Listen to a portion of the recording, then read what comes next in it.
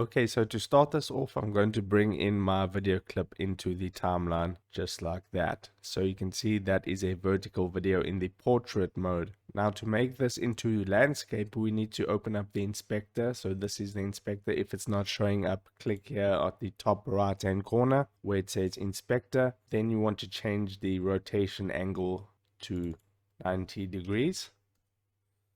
And then it'll put it in landscape, and if you want the other way, you put -90 and it rotates it into the other direction. But you can see we have black spaces around the video. It doesn't take up the whole space. So what we need to do without losing any quality is we need to go back into the inspector and scroll down and go to the retime and scaling, and then click here where it says scaling, drop down menu, and then click on crop, and it fills up the space nicely. So that's it for this video. If this video helped you out, don't forget to drop a like on this and subscribe for more video editing tutorials. Take care.